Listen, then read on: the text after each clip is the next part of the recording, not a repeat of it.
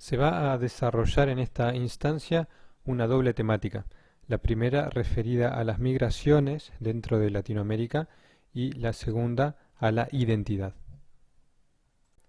En el primer caso, la referencia bibliográfica será un artículo de Roberto Aruj llamado Causas, consecuencias, efectos e impacto de las migraciones en Latinoamérica. Se va a centrar en un contexto de globalización en lo que los gobiernos buscan respecto de evitar flujos migratorios no deseados hacia sus territorios y a la selección de migrantes de acuerdo con las necesidades inmediatas que tiene cada país. Destaca Aruj cuatro momentos muy significativos en la historia de las migraciones en América Latina y el Caribe. El primero de ellos comprende desde fines del siglo XIX hasta mediados del XX y en el cual se movilizan aproximadamente unos 55 millones de europeos. Un segundo momento en el que tiene lugar a raíz de la crisis económica de 1930 una migración muy grande, aunque no especifica números, que se da del campo a las ciudades. Una tercera que opera como el resultado de diferentes conflictos políticos, económicos y sociales y que produce una migración entre países fronterizos desde la década de 1960. Y una cuarta que se produce en las últimas dos décadas del siglo XX hasta la actualidad, recordemos que es un artículo que él escribe en el año 2008, y que ha movilizado en todo el mundo a más de 150 millones de personas que, de nuevo, hasta ese momento, no residen en su país de origen. Las explicaciones que dan cuenta de los motivos de este fenómeno se vinculan con la falta de trabajo, la persecución político e ideológica, la inseguridad producto de la violencia, las guerras, la persecución étnico-religiosa, los problemas socioeconómicos, el mejoramiento de la calidad de vida, la búsqueda de desarrollo individual o familiar, oportunidades de empleo y educación, acceso a bienes y servicios, entre otras. La decisión que debe tomar una persona al momento de emigrar es la consecuencia de un complejo proceso en el que interviene de manera muy notoria el imaginario sociocultural que se pueda hacer esa persona y el cual va construyendo históricamente. Es común que se resquebrajen los proyectos de futuro de estas personas ante la presencia de una realidad y de un discurso que quiebra sus expectativas de realización personal y de seguridad. Expondrá Roberto Aruj que la decisión migratoria resulta de una combinación de factores internos y externos. Y entre los más significativos va a destacar los siguientes. Dentro de los externos, la falta de alternativas para logros ocupacionales, la incertidumbre social sobre el futuro económico, la inseguridad general frente al crecimiento de la violencia y las necesidades básicas insatisfechas.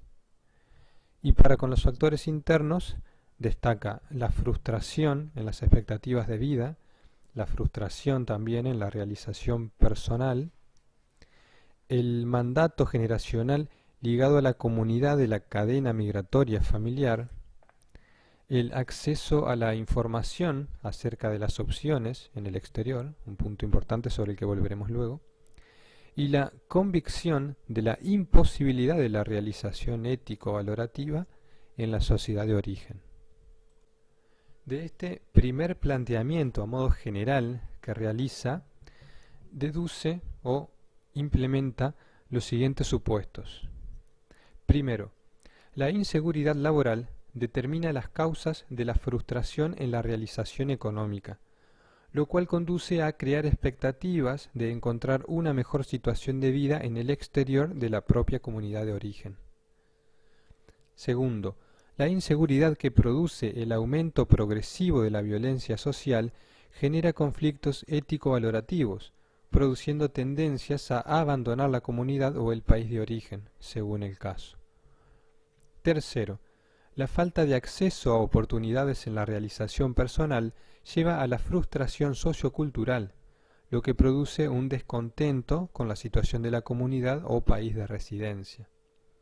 Y cuarto, la migración de recursos humanos calificados es inducida y forma parte fundamental del proyecto de concentración de la inteligencia de los países centrales.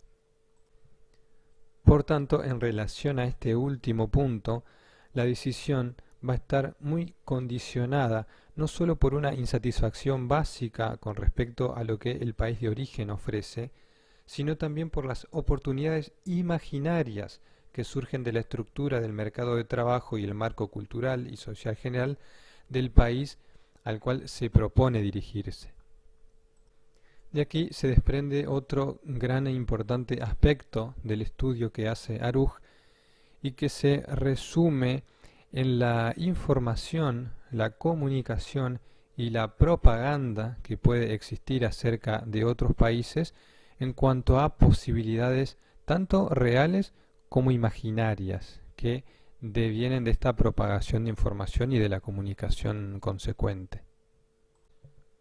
No está de más decir que en términos concretos suele haber una diferencia considerable entre lo que se puede esperar acerca de un país en cuanto a procesos que obtener, en cuanto a condiciones que puedan gestarse allí y lo que luego efectivamente sucede.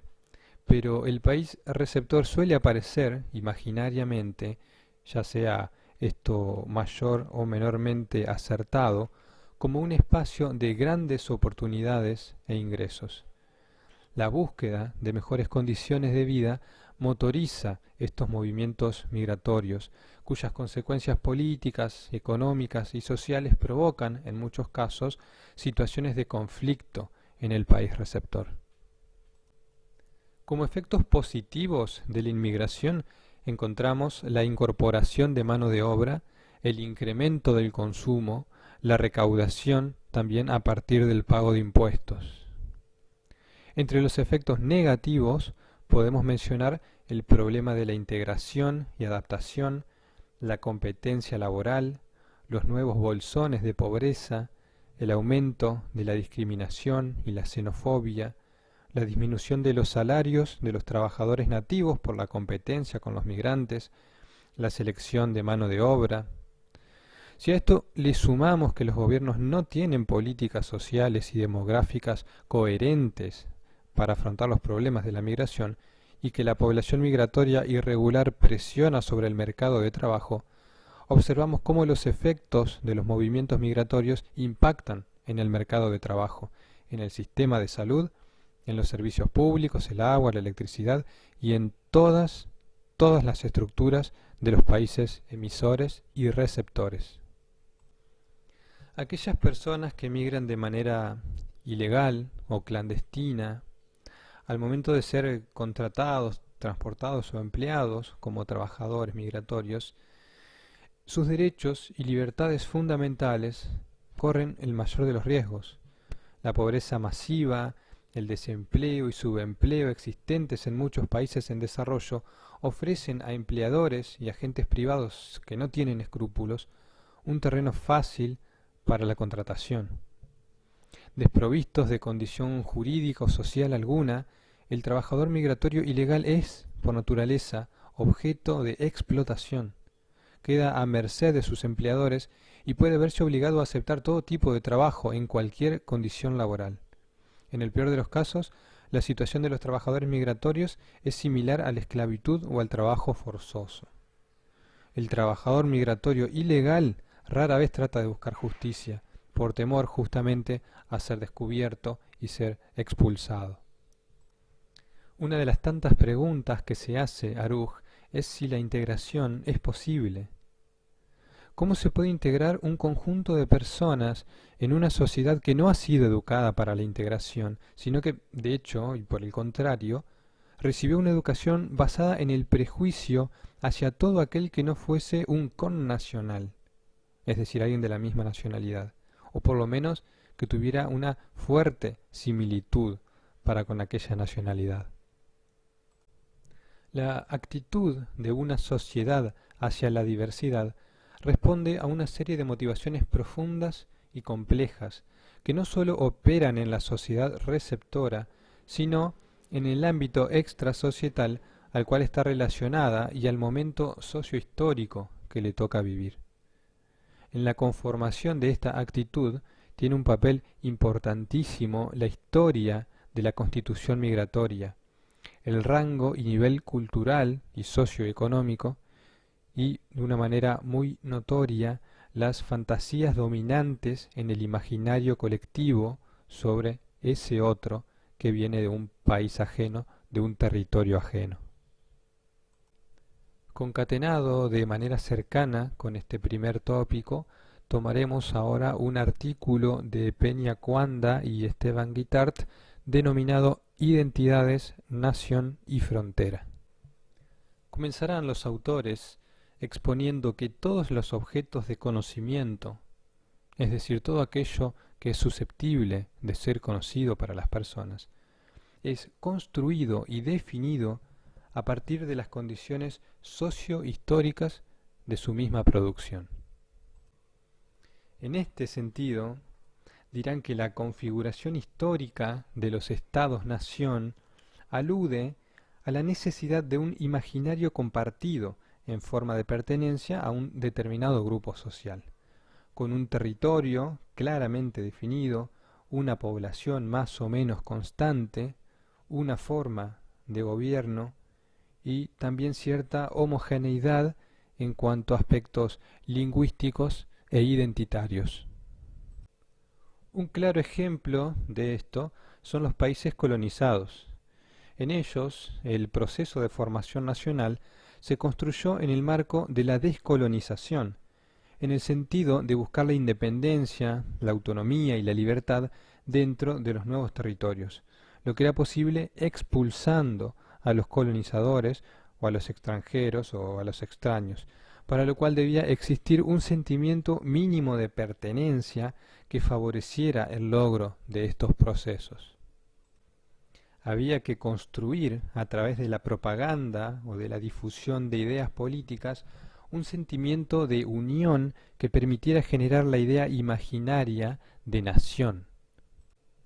Así era necesario también que se desarrollara el concepto de similitud, de identidad, basado en la construcción de un grupo étnico, en tanto que remite a un supuesto origen y a un proyecto común. No puede haber una nación sin que se conciba a sí misma como una unidad sustentada en la creencia de la igualdad y la diferencia. En este caso, continuando con el ejemplo, podría ser al modo de nosotros somos nativos de este lugar, de este territorio, y ustedes son extranjeros, son extraños que vienen de un lugar distante a colonizar, a apropiarse de algo que no les corresponde. De aquí se puede desprender una acepción cultural respecto del concepto de nación, pensada como por fuera de los aspectos jurídicos y políticos.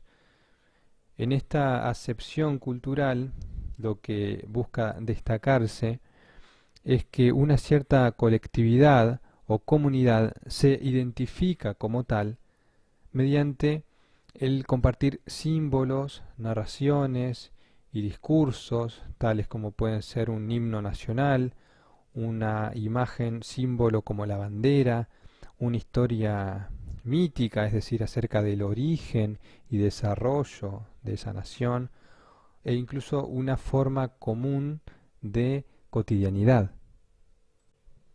Aquí los autores van a citar a Brunner para decir que la textura de la vida humana se desarrolla a partir de relatos, de narraciones, siendo este pensamiento narrativo un modo de organizar y de dar sentido a lo que nos rodea.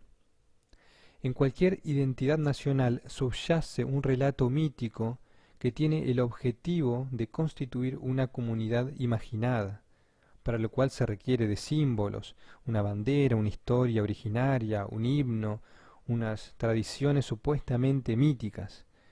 Este mito, este relato sobre el origen, es lo que ayuda a crear y a sustentar la creencia de una comunidad imaginada. La identidad no es una propiedad de los objetos, no es una verdad ligada a la naturaleza de las cosas, no es una particularidad que devenga per se en cada ser. La identidad es la inserción de una diferencia en el continuo de lo semejante, en virtud de la cual se establece la distinción entre nosotros y los otros.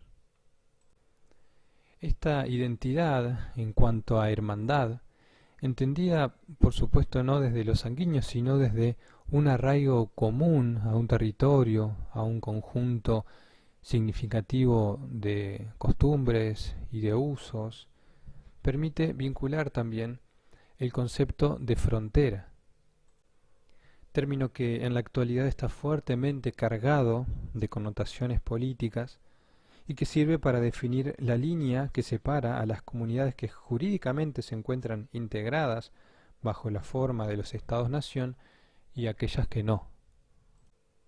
Estas similitudes, que pueden corresponderse con un territorio el cual toma como dispar otras tantas que pueden ser ajenas y propias de otro territorio, encuentran su máxima expresión en el concepto de nacionalismo. Aquí los autores, para definirlo, tomarán a Axin. Define al nacionalismo como una segunda cara de un movimiento que se inclina externamente sobre la agresión e internamente sobre el dominio, la discriminación, la asimilación forzosa o la exclusión social de otros grupos étnicos. Ejemplos hay a montones. Bastará pensar, sin ir más lejos, en todos los conflictos que pueden seguirse, y de hecho se siguen, de la adhesión política que una persona puede realizar, de sus creencias religiosas. Es ridículo, pero a veces basta incluso con la adhesión y simpatía a un determinado equipo de fútbol en contraposición a su rival histórico. A veces eso es suficiente. Pero nos sirve para acercar una última pregunta con la cual finalizaremos la ponencia de este tema y que de hecho quedará abierta, quedará inconclusa, también por su complejidad y también porque a veces es muy beneficioso dejar ciertas cosas sin mayores señales de respuesta como para propiciar el propio pensamiento. La pregunta es la siguiente: ¿cómo generar condiciones para desarrollar equidad, igualdad, empatía, cuando los nacionalismos están arraigados justamente en procesos de identificación para aplastar la diferencia y la multiplicidad? ¿Cómo hacemos para abrazar esa diferencia si el mismo proceso de identificación está tan viciado de nacionalismo? Este es el gran reto de la pluralidad, la heterogeneidad y la diversidad.